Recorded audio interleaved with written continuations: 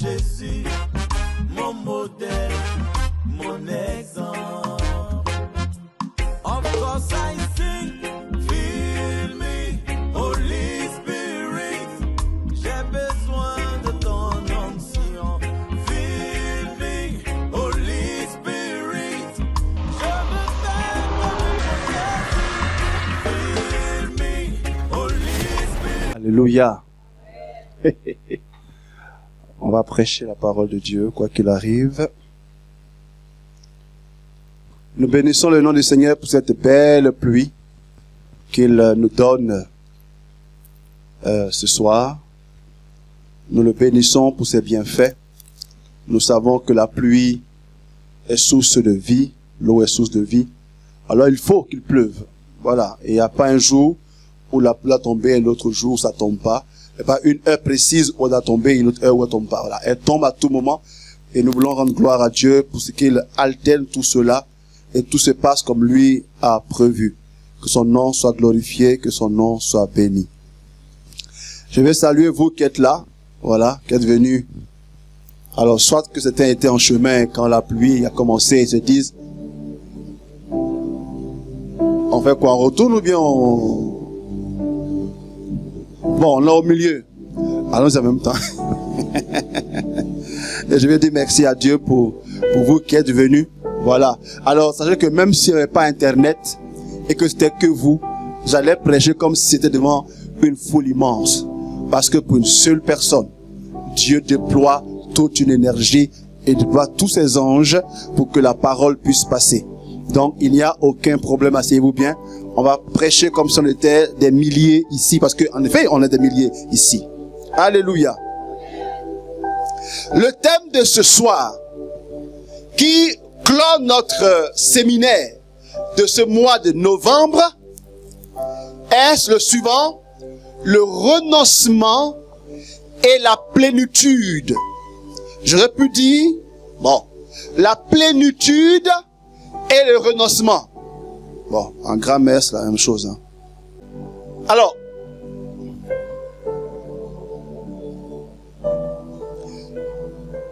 qu'est-ce que la plénitude? Non, bon, alors, je ne suis pas habitué aux lunettes. Donc, quelquefois, je vais toucher parce que je ne suis pas encore à l'aise. Il semble que je commence à être vieux et qu'il me faut un complément Dieu. Bon.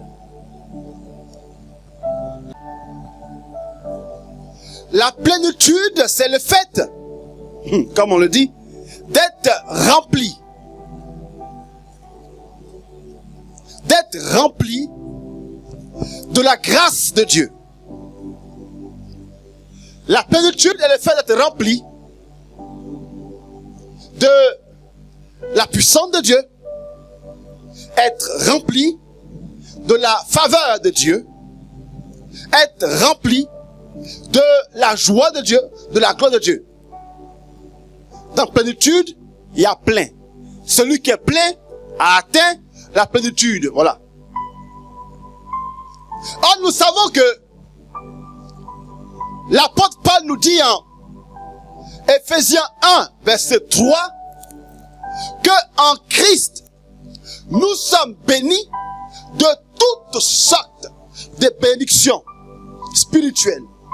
Ça veut dire que en Christ, nous sommes donc bénis en plénitude. Parce que le Seigneur est celui qui donne en plénitude.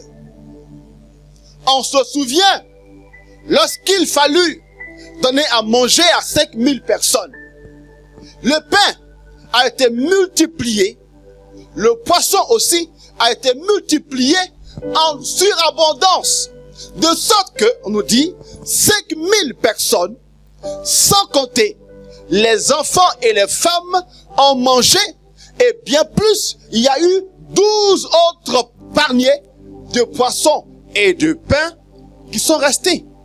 Et cette parabole-là, cet épisode-là, eh bien, est un message de Dieu pour nous dire que le Seigneur nous donne toutes choses en abondance, en plénitude. Et nous le bénissons pour cela.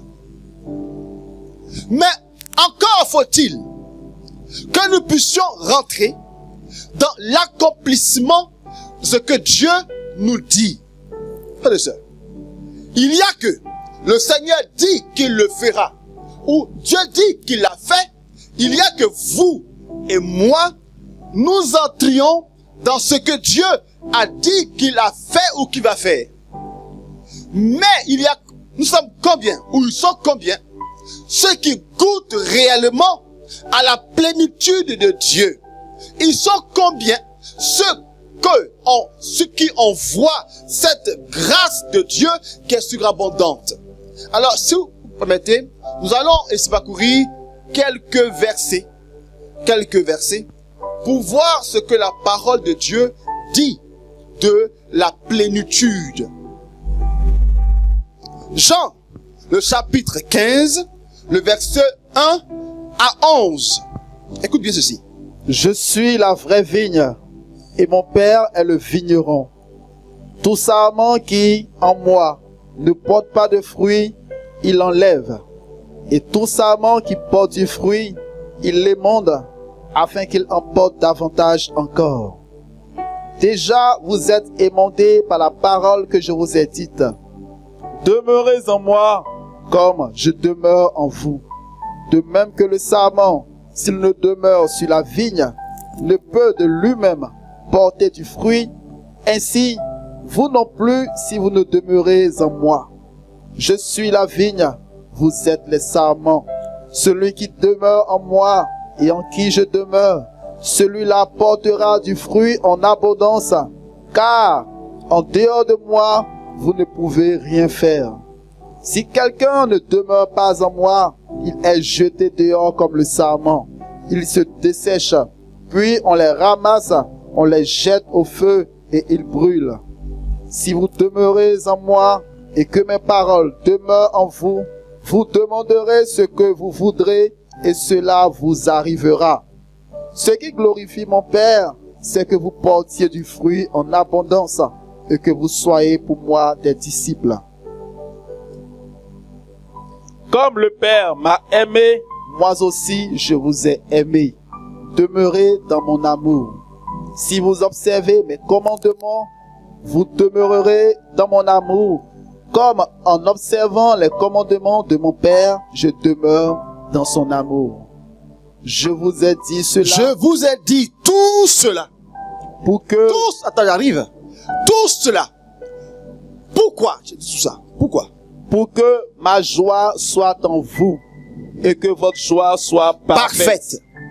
Pour que ma joie soit en vous et que cette joie en vous soit parfaite. Ce que Dieu veut pour nous n'est pas seulement qu'on soit en joie, mais que la joie de Dieu en nous soit parfaite. Une joie qui atteint la plénitude. Non pas ces joies qui sont joie aujourd'hui et demain sont disettes. Demain, après-demain, il y a une joie, autrefois il y a d'autres choses. Il veut pour nous une joie parfaite. Jean 20, 24. Cependant, Thomas, l'un des 12, celui qu'on appelle Didyme, n'était pas avec eux lorsque Jésus vint. Jean 20, 24, hein? C'est ça? Jean 16, 24. Pas 20, 16, 24, pardon. Il me glorifiera, car il recevra de ce qui est à moi, et il vous le communiquera. Jean 16. Jusqu'ici, vous n'avez rien demandé en mon nom. Jusqu'ici, vous n'avez encore rien demandé en mon nom. Demandez, Demandez, et vous recevrez. d'accord, Pour que votre joie soit parfaite. parfaite. Alors, une remarque. Non, ne t'en sors pas, mon gars. L'apôtre Paul, l'apôtre Jean, est celui qui, dans tout le Nouveau Testament, parle le plus de la joie parfaite. Voici les deux fois qu'il en parle, de joie parfaite. Jean 17, encore 13. Maintenant, je vais à toi et je dis ces paroles dans le monde pour qu'il ait en eux ma joie dans sa plénitude. Pour qu'il ait ma joie dans sa plénitude. Encore ça. Joie parfaite, joie en plénitude. Ok. 1 Jean 1, verset 4.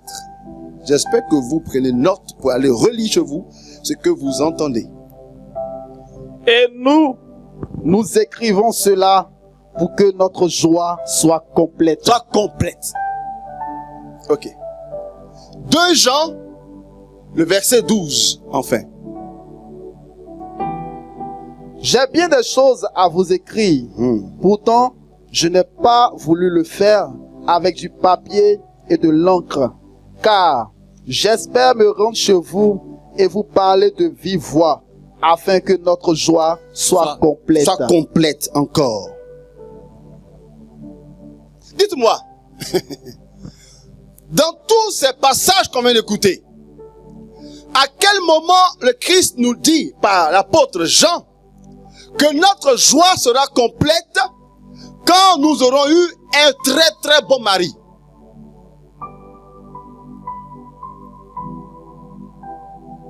À quel moment il nous dit que notre joie à nous sera complète quand nous aurons eu notre travail de rêve? Où est-ce qu'il dit que notre joie sera complète lorsque tout le monde sera d'accord avec moi? À quel moment il le dit? Écoutez, Jacques même dit un truc que j'ai déjà dit ici, mais on va le redire. Jacques 1-2, qui dit un truc encore, bon, va nous tuer, va nous achever. Achève-nous, pas Jacques 1-2. En fait, voyez-vous, on n'est pas heureux comme chrétien et comme homme tout court parce qu'on situe mal le lieu de notre joie parfaite. On le situe mal, ce lieu-là. Et tant que notre vue sera mal située, on ira de peine en peine, bien que chrétien, bien que priant régulièrement. Et on va accuser Dieu, ce que Dieu ne nous écoute pas. Parce que, frères et sœurs, une chose est que nous prions. L'apôtre Jacques dit, nous prions et quoi? Nous n'obtenons pas. Pourquoi? Parce que nous prions mal. Et c'est en cela que le psaume 23 va nous dire que le Seigneur est mon berger, je ne manque de rien. Donc si Dieu est mon berger, si Dieu me conduit dans toute ma vie, s'il me conduit dans ma prière, s'il me conduit dans mes choix, là je ne manque de rien. Une chose est de prier, une autre est de savoir prier. Une autre est de vouloir suivre Dieu, et une autre chose est de laisser Dieu lui-même nous conduire à lui. Et aussi longtemps que nous voudrons imposer à Dieu notre vue à nous, notre démarche à nous, aussi longtemps, vous et moi serons les plus à plaindre. Là, frères et sœurs, on parle du véritable lieu où se situe la joie parfaite. Qu'est-ce que dit Jacques? Jacques dit quoi? Prenez de très bon cœur, oui, mes frères, toutes les épreuves par lesquelles vous passez. C'est pas une bonne traduction. Prends la toba. Ils sont gentils. Ceux qui ont créé sont gentils. De bon cœur. Ils sont gentils. Prends Jacques dans Tob. Où ta Bible? La Tob puis d'autres Bibles sont plus virulentes. Sont plus. Voilà, vas-y.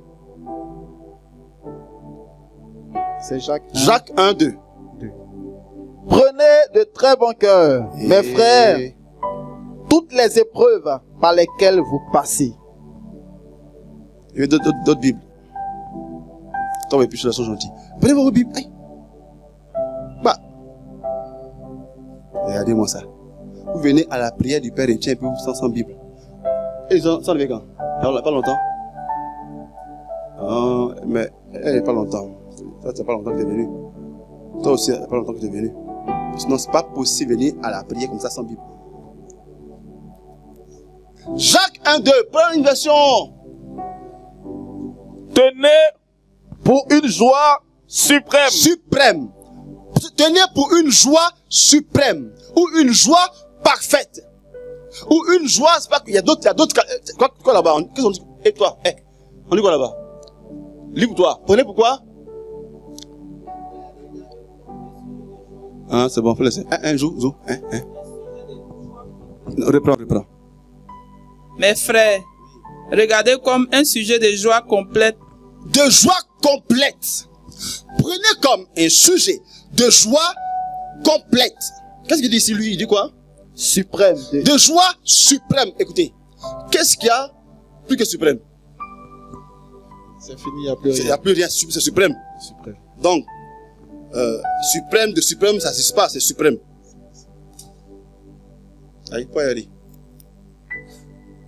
Une joie suprême, ok, c'est quoi? C'est quoi cette joie suprême-là? D'être en but à toutes sortes d'épreuves. D'être en but à toutes sortes d'épreuves. Prenez pour une joie complète, une joie parfaite, d'être en but à toute forme d'épreuve. Dites-moi, où est-ce qu'on parle ici d'avoir un enfant? Pour être heureux. Et Seigneur, si seulement, je suis marié, hein, merci beaucoup. Vraiment, gloire à toi. Mais si j'avais un enfant, là, c'est fini. Là même, j'ai tout. Mon enfant est venu. Seigneur, j'ai eu mari, j'ai eu enfant. Merci. Vraiment, merci. Mais si j'avais la promotion là, il dit, si j'avais la promotion là, ça, là même c'est fini. Là, je sais que j'aurai l'argent pour prendre soin de ma famille et de mon enfant. Ça, c'est sûr. C'est venu. Et Seigneur, si seulement, bon, c'est ma promotion. Mais le poste, l'autre poste là, si j'avais ça, on cherche la loi suprême. Mais ça viendra pas. Pourquoi? Parce qu'on cherche mal. On cherche mal. Un jour, notre Père, le pauvre d'Assise, Saint François, va expliquer ce que c'est que la joie parfaite. La joie en plénitude. Le bonheur en plénitude. Il va expliquer cela. Demande à son fils Léon. Léon, pour toi, c'est quoi la joie parfaite? Et là, il va répondre à Léon pour dire à Léon, écoute, ce n'est pas lorsque tu auras un grand ministère, lorsque tu convoques du temps de prière, les gens sont 3000, 4000 à venir. Et ta prière là, il y a des miracles, tout cela. Il dit, ce n'est pas ça la joie parfaite.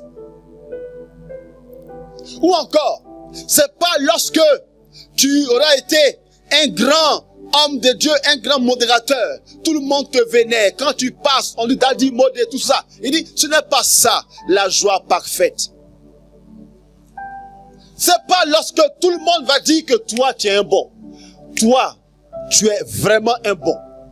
C'est pas ça la joie parfaite.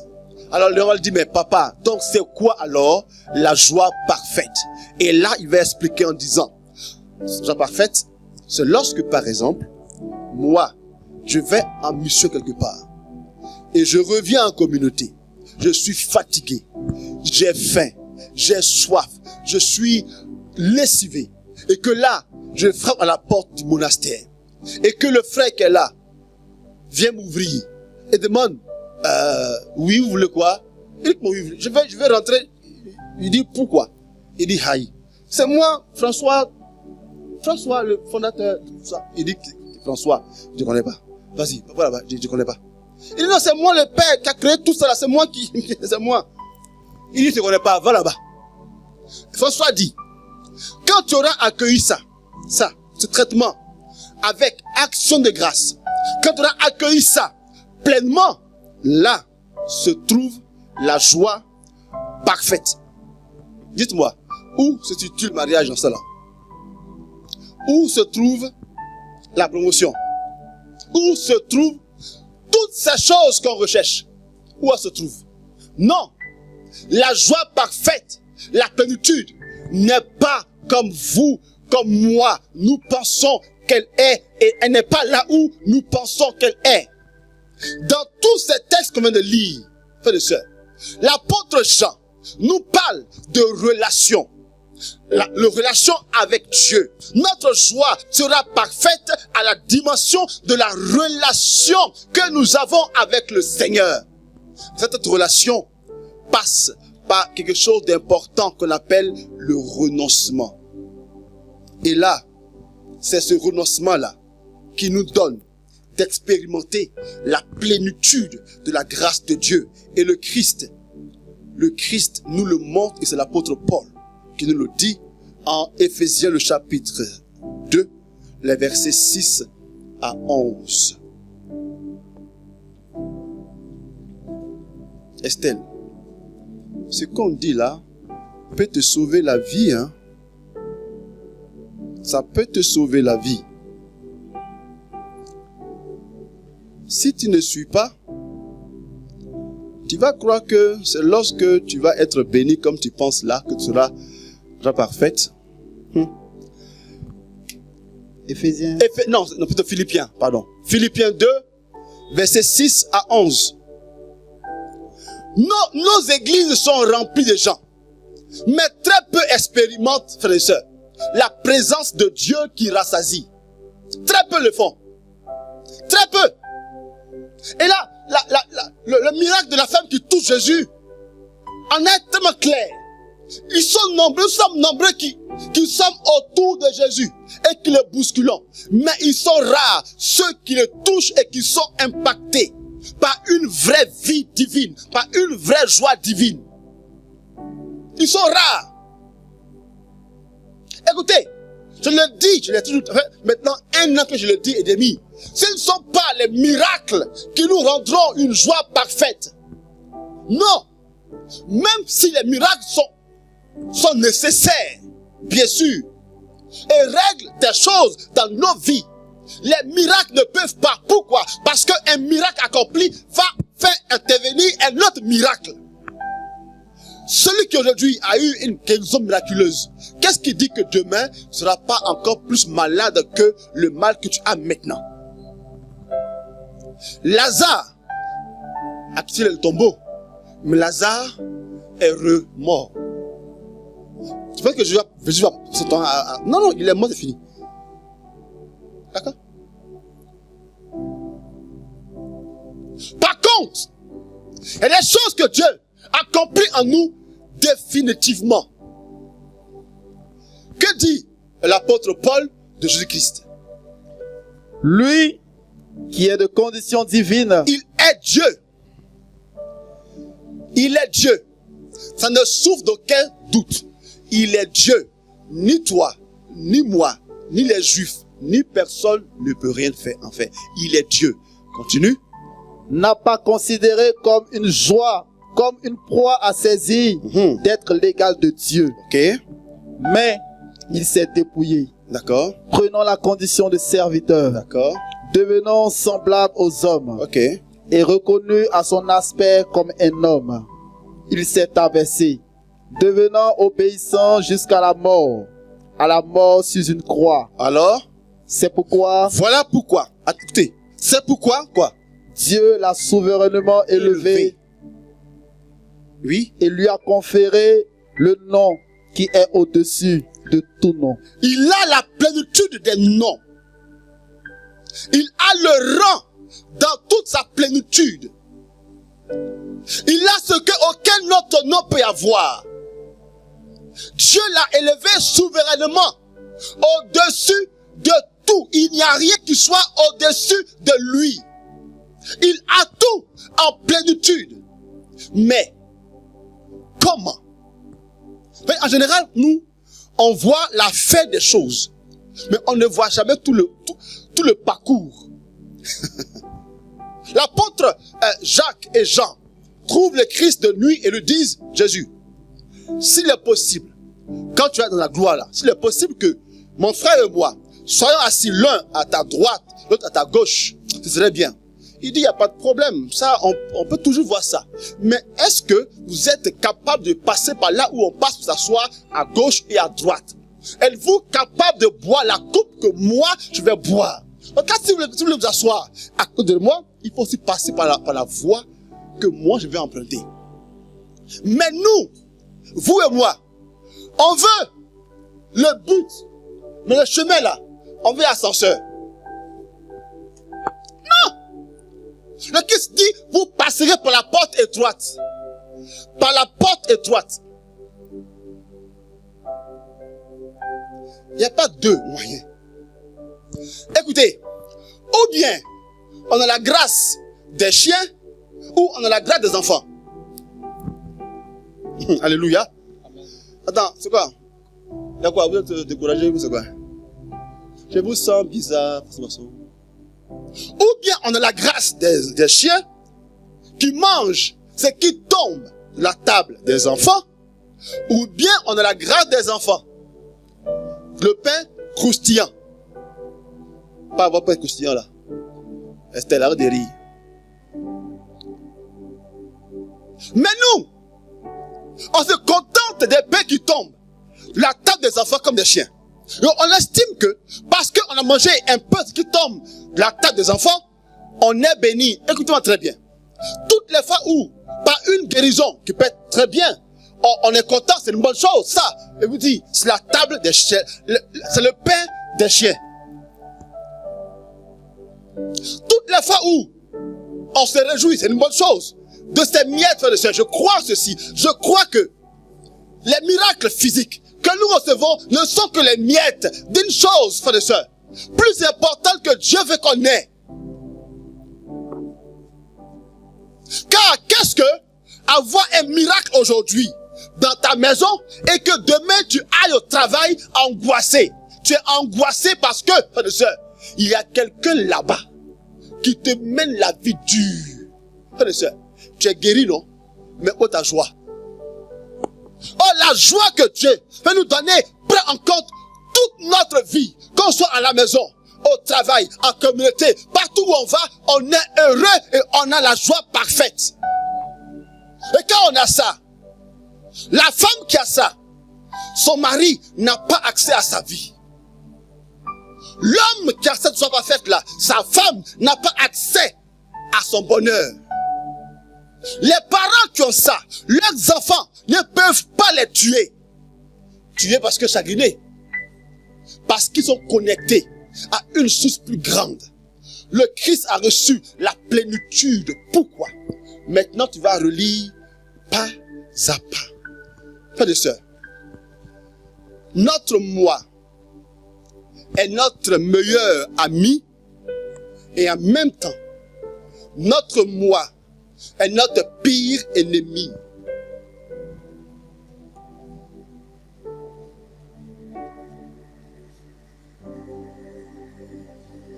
Je vais reprendre. Notre moi est notre meilleur ami, mais mon moi est en même temps mon pire ennemi. Première chose, il faut qu'on renonce au moi. Comment? Relis. En lui qui est de condition divine, n'a pas considéré comme une proie à saisir d'être l'égal de Dieu. D'être traité comme Dieu. Lui, il est Dieu. Mais il n'a pas... Alors, pour ceux qui savent, je vais quand même dire un terme grec. Arpazo. Arpazo. Alors, en principe, après une année de pétasis, ton grec doit avoir évolué. Ton grec doit avoir évolué. On fera une révision en juin. En juin, on fera une révision. Et il se peut même qu'en juin, je donne des diplômes pour participation à ces personnes. Il faut que ton grec évolue. Hein. Arpazo. A-R-P-A-Z-O. Arpazo.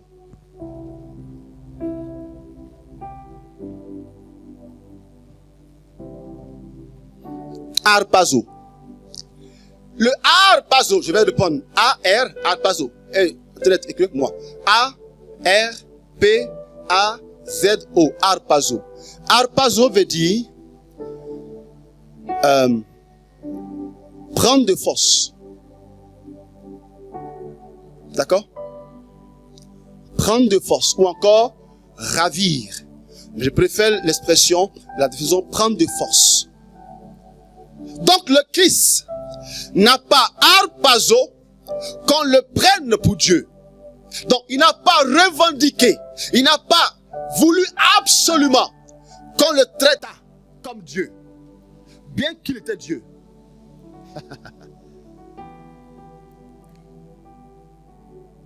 Donc il a renoncé au regard que les gens peuvent poser sur lui. Renoncer veut dire ne pas être attaché à cela absolument. Ça veut dire pouvoir vivre sans ça. Une chose à laquelle on renonce veut dire pouvoir vivre sans ça. Même si je l'ai, je peux vivre sans ça. Et l'apôtre Paul dit en Philippiens 4, verset 12. Je me contente de ce que j'ai. Je sais vivre aussi bien dans la gloire que dans la disette. S'il y a la gloire, je prends. S'il n'y en a pas aussi, je prends. En fait, je vis avec ce qui est là. Je ne suis accroché ni à l'une des choses, ni à l'autre. Ni accroché à la gloire, ni accroché à la disette. J'accueille ce qui me vient. Car Paul dit, Romains 8, 28, tout concourt au bien de ceux qui aiment Dieu. Tout concourt au bien. Pas au plaisir, mais au bien, forcément. Le plaisir est passager, le bien est définitif. Même si aujourd'hui, ce que je vis n'est pas plaisant, mais Paul dit, ma manière de l'accueillir fera que cette chose-là sera forcément bien. Et lui, Jésus, n'était pas accroché au regard que l'on portait sur lui. En fait même, il est venu non pas pour se présenter lui, mais il est venu glorifier son Père par le Saint-Esprit. Donc, ce qui importe pour lui, ce n'est pas lui. Quand on dit qu'il est Dieu, ce n'est pas son problème. Voilà pourquoi quand on dit bon maître, il dit mais pourquoi tu dis que je suis bon? Seul Dieu est bon. Et c'est ça que d'aucuns ne comprennent pas et disent que Jésus n'est pas Dieu. On appelle ça la kénose. On va le voir plus tard. Il a renoncé. Il est Dieu. Mais il fait comme si, quand il n'est pas attaché à cela. Pas comme moi. Pas comme moi. Modérateur. Ils vont sentir. Ils vont sentir que c'est modérateur. Pas comme moi. Il faut absolument que moi, non seulement on sait que c'est modérateur, mais il faut que j'ai tous les honneurs qui vont avec. Sinon, c'est pas modérateur. Quand je passe, il faut que, il faut pas ça, parce que je ne suis pas bien traité. Il n'y a pas de pain que je passe, pas normal. Les vrais modérateurs, là, on met les pains sur le chemin. Vous êtes là, vous me prenez en haut, et vous convoquez un propos de Dieu. Il faut qu'il y ait des pains. Hosanna au plus haut des cieux. Celui qui est le modérateur, le daddy. Le modérateur, daddy. Le bishop, non, pas bishop, pardon. Non, pas bishop, pas bishop. D'autres disent daddy. Ah, c'est chose. D'autres disent modé. Mais d'autres sont encore plus élogieux. Daddy modé. Voilà. Les deux sont combinés. Là, on sent que la chose est là.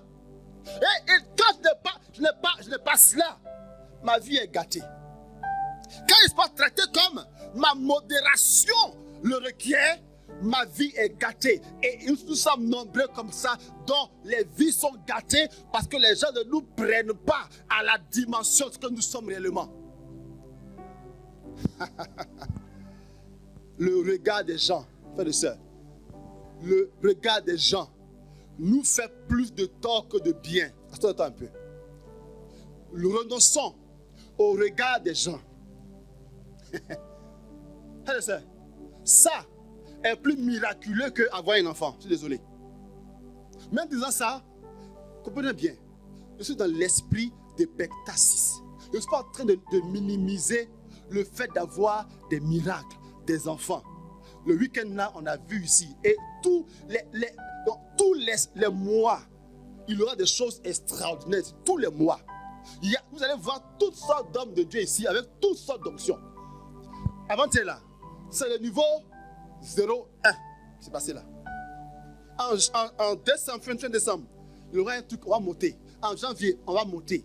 Jusqu'en juin, tant que tu diras à Dieu, Seigneur, pardon. Je suis trop béni, pardon, garde un peu pour l'an prochain. Mais, pour l'instant, que toi et moi, nous sommes connectés à la plénitude des plénitudes. Et le regard des gens tue, frères et sœurs. Le regard des gens, ça tue. Encore plus, excusez-moi.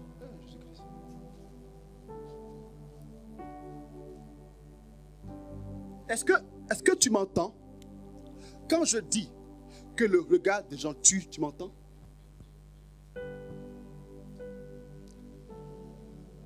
Parce que le regard des gens nous détourne du regard. Le regard des gens que toi et moi nous cherchons, en fait, ça nous détourne de Dieu. Car le psaume 33 ou 34, verset 6 nous dit: qui regarde vers lui, vers Dieu, resplendira sans ombre ni trouble au visage. Dis-moi, où est ici le côté beau gosse là? C'est où? Où est ici le beau gosse lèvres roses de chocolat? Où est ici le beau gosse tablette? Où est-ce qu'elle est située ici? On ne dit pas qui a trouvé le beau gosse des beaux gosses, lèvres roses, pain croustillant, beurré, l'airé, tout ça. Non, on dit qui regarde vers lui resplendira. Mais le regard des gens sur nous détourne justement du vrai regard posé sur celui qui est, qui était et qui vient. Celui qui est l'Amen, celui qui est le commencement et la fin, celui qui est l'alpha et l'oméga. L'étoile brillante du matin, c'est lui dont le regard, connecté à notre regard, produit en nous la plénitude de la joie.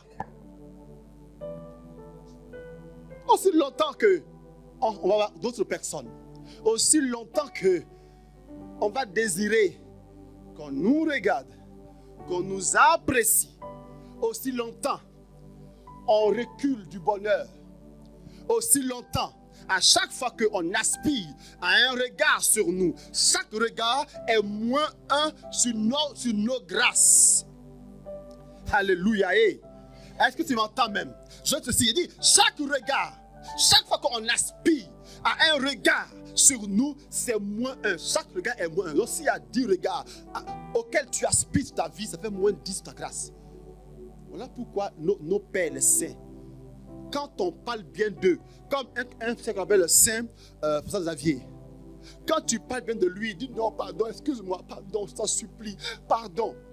Mais quand tu le critiques, tu parles mal de lui, il dit hey, vas-y, ça fait du bien. C'est qui n'est pas ton cas à toi et à moi. Toi et moi, quand on nous critique, notre vie se gâche. Quand on parle mal de nous, notre vie se gâche.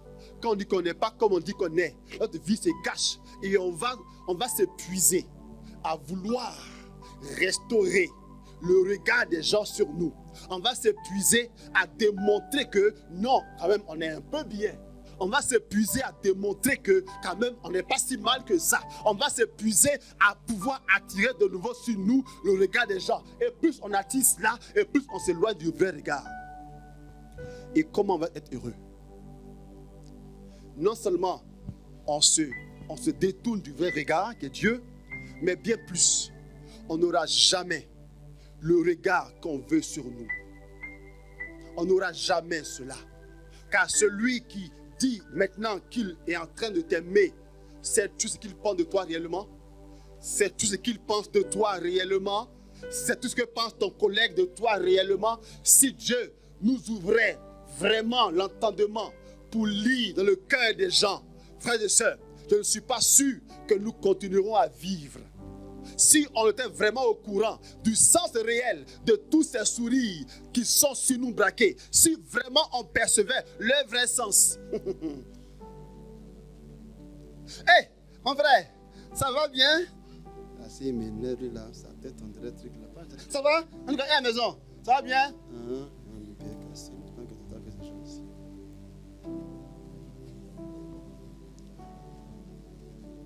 Modé, c'est comment? Modé, il m'énerve. Quand il a lui-même,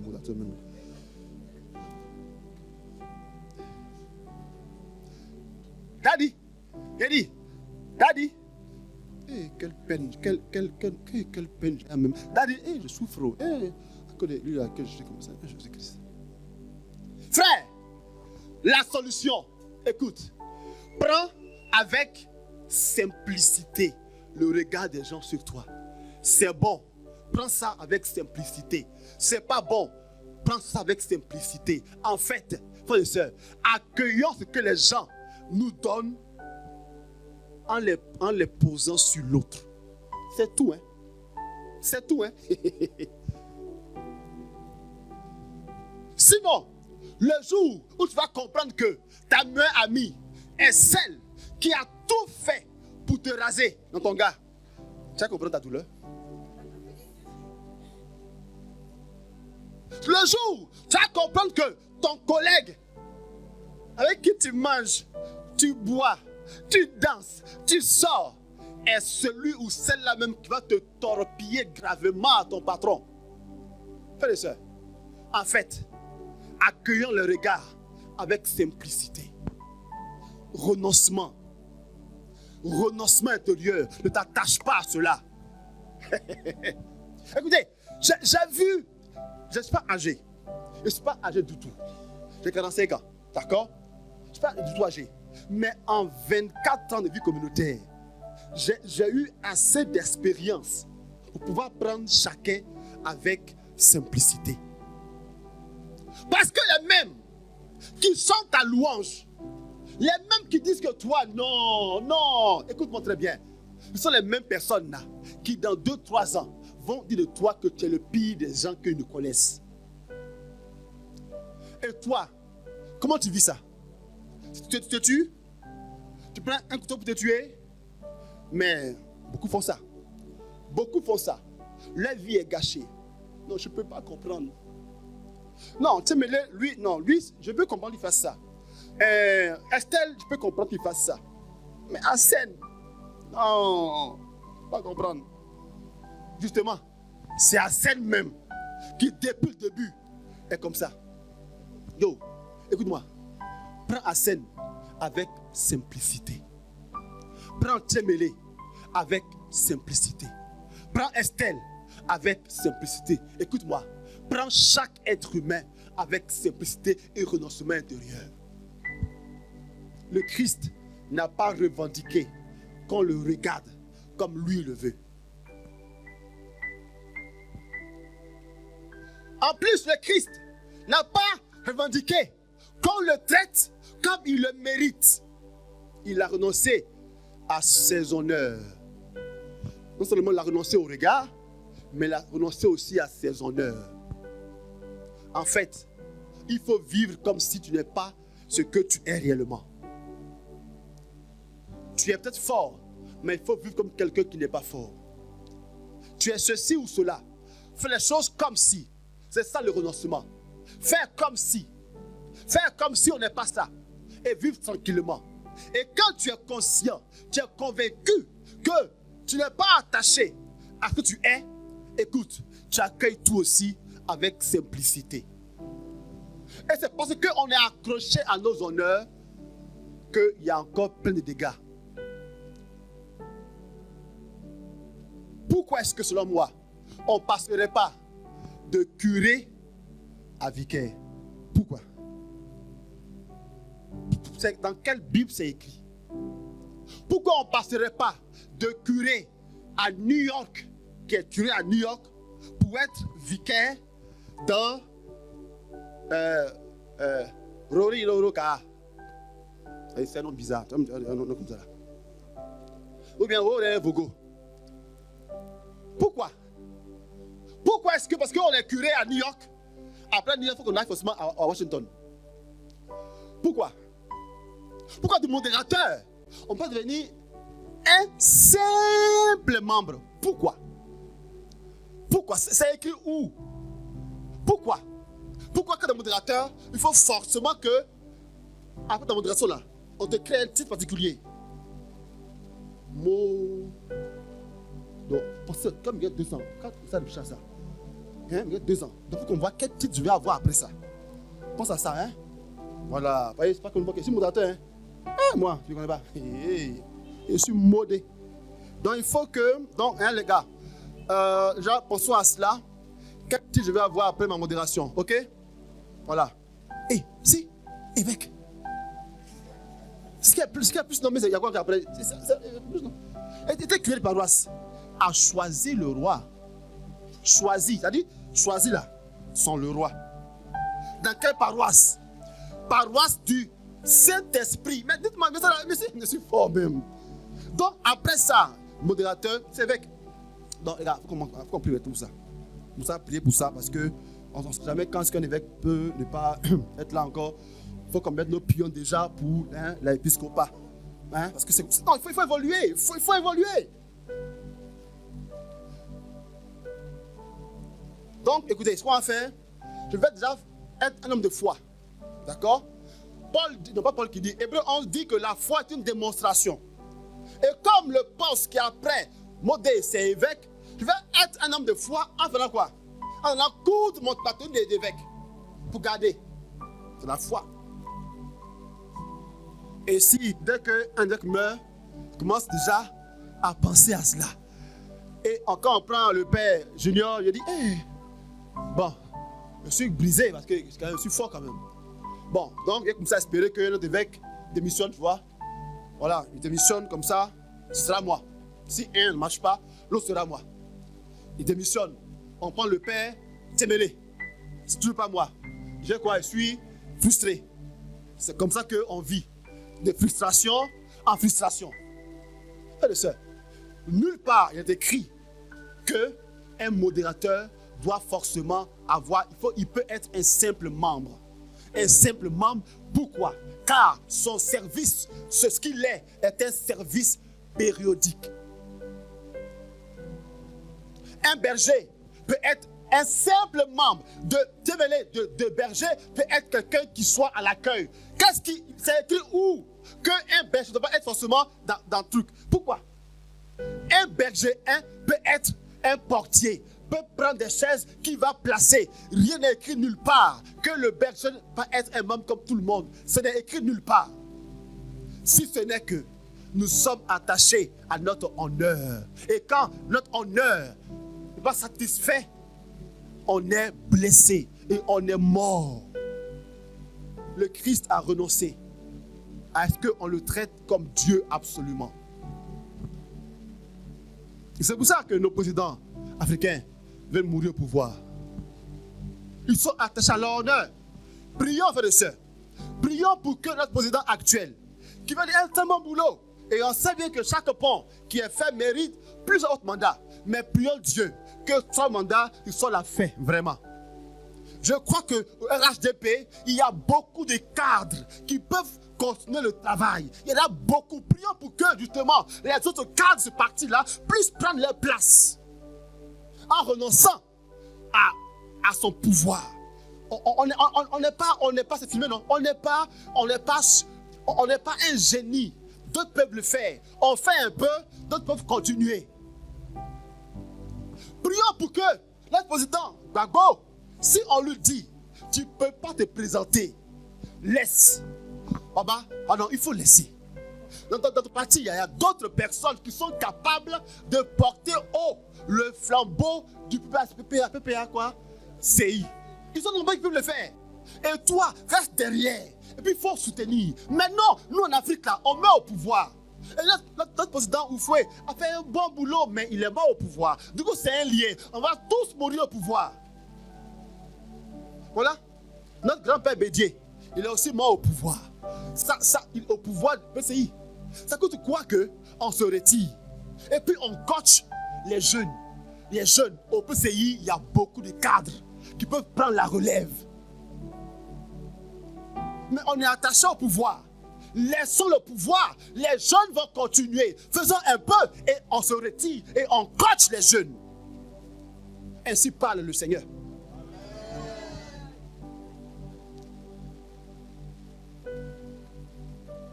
Continue.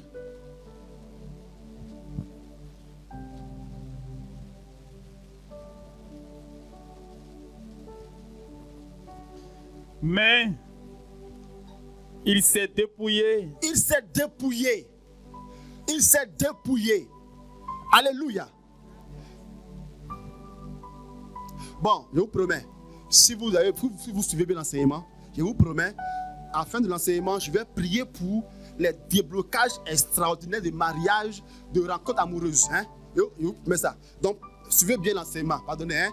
Je vous promets qu'après l'enseignement, je vais prier pour que, dès que tu sors d'ici, tu as ton homme. Dès que tu sors, ton père croustillant t'attend là. Il dit, je suis là. Mange-moi.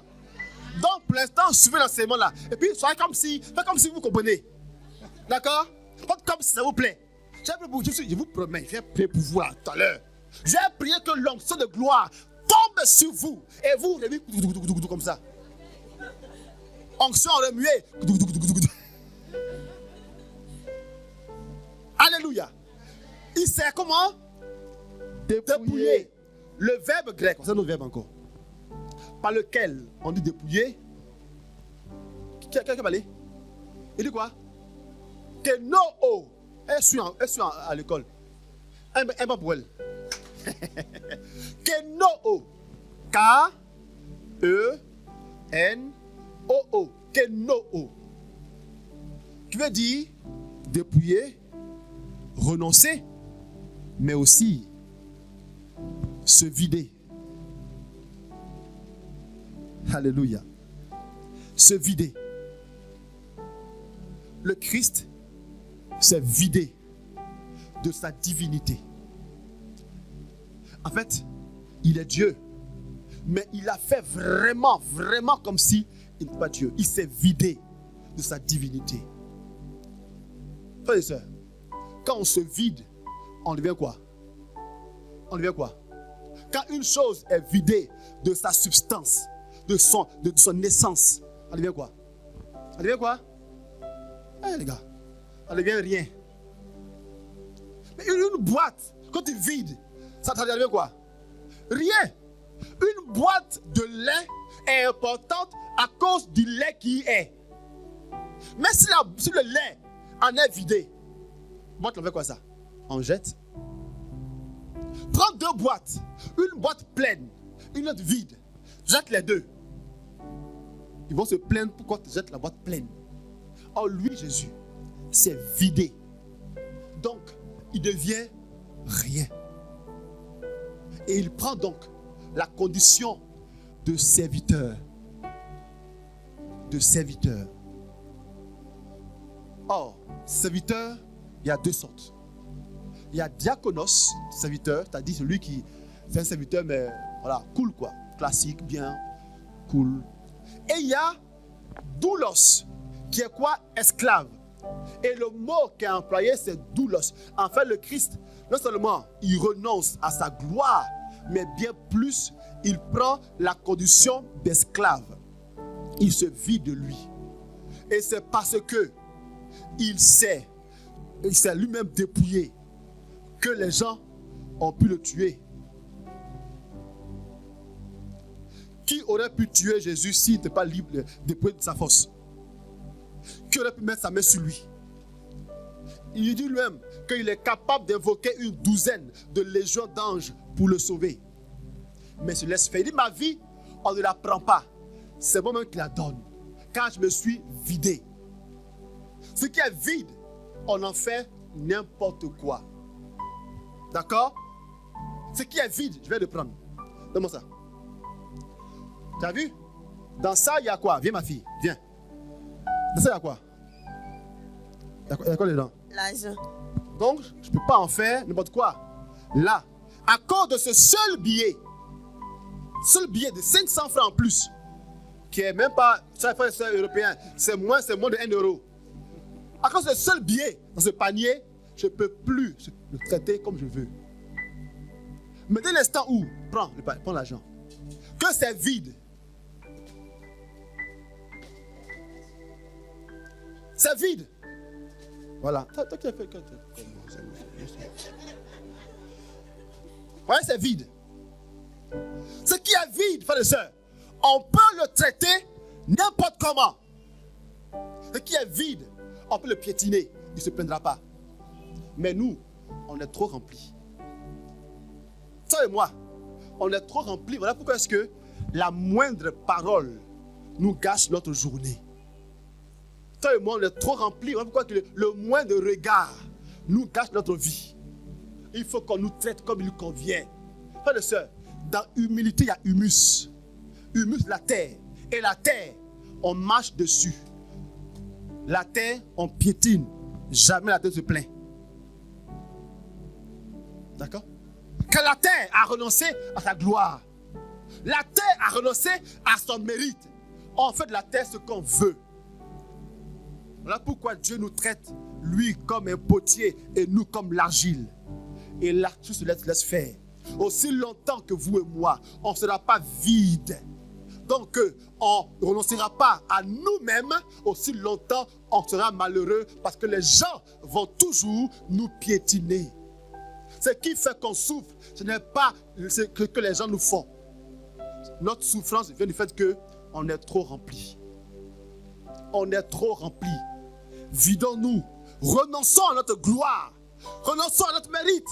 Renonçons à nos honneurs. Et nous verrons que la vie sera douce, paisible pour nous. Paisible pour nous. Parce qu'on a renoncé. Parce qu'on n'est rien. Qui n'est rien ici? Dites-moi, qui n'est rien? Levez les mains, que ce sont rien. Toi, tu n'es rien. Toi, tu n'es rien. Tu n'es rien. Hein? Tu n'es rien. Vraiment, tu es sûr. Réponds-moi bien. Tu doutes. Tu n'es rien, tu es vrai, tu n'es rien. Là, ta tête, on dirait canard, là. Tes yeux, on dirait chien. Pangé. Hein? Tu là, maintenant, tu es une fille. On va dans la rue, toi, tu es ces choses. Tu me lèves même, hein. Toi, tu t'es remarqué, hein? Tu viens sur la piste là, tu t'es remarqué. Je ne t'ai pas beaucoup, tu n'es pas très très bien. Pourquoi faire ça comme ça? Hein? Alléluia. Maintenant, comment elle va réagir? Seigneur, je ne suis vraiment rien. Ma vie n'est rien sans toi. Je suis rien même. Je suis le pire. Je suis un pécheur. Dieu dit, tu mens. Si, je suis un pauvre pécheur. Faut argumenter. Je suis le plus pécheur, le plus misérable. Dieu dit, tu es sûr? Oui. Dis, Hassan, va mesurer ça et voir si c'est vrai. Et à peine tu fais une prière de gloire où tu dis à Dieu que tu n'es rien. Quand tu sors d'ici, on t'attend au portail pour te lancer un de ces trous vibrants. Un trou marquant. Un trou puissant.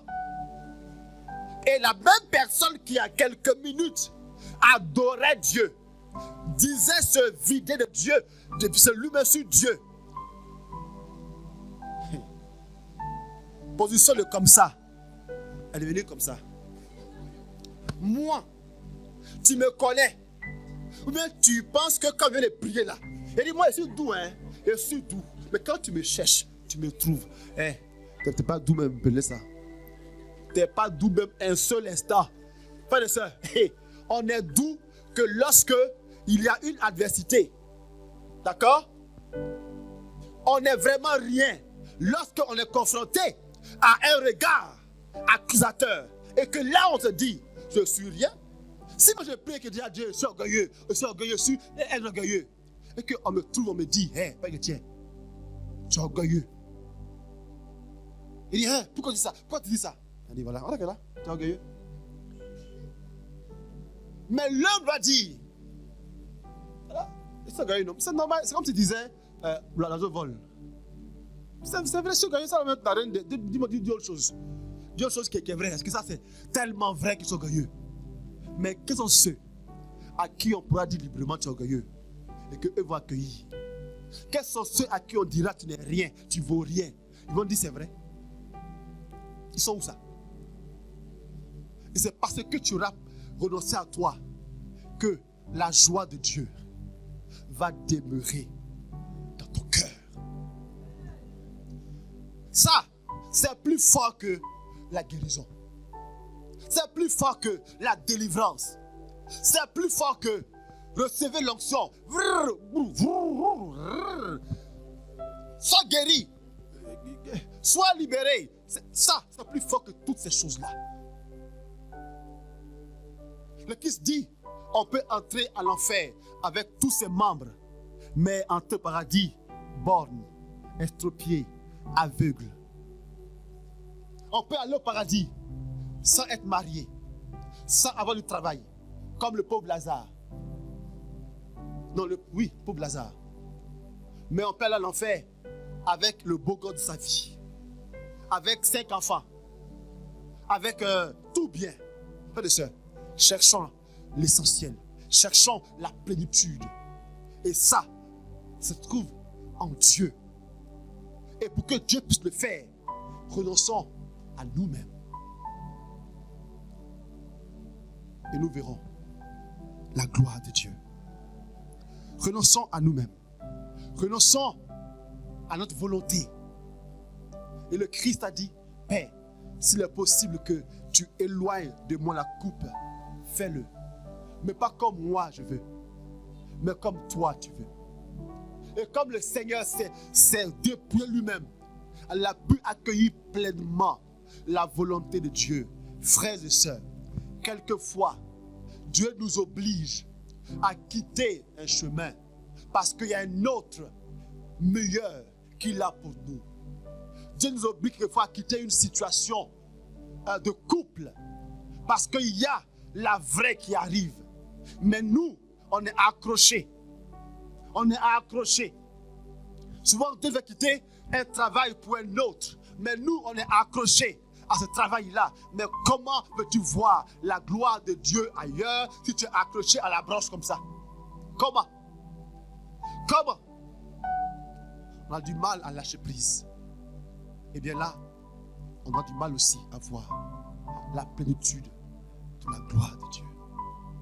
Moi, je veux pour nous qu'on recherche la plénitude de la joie. Cette joie parfaite se trouve en Dieu. Si tu le veux, je t'invite à te mettre debout. Surtout toi qui es chez toi, à la maison. Disposons-nous. Oui, prends tout, Seigneur. Oui, prends tout, Seigneur. Prends tout, mon Dieu. J'ai besoin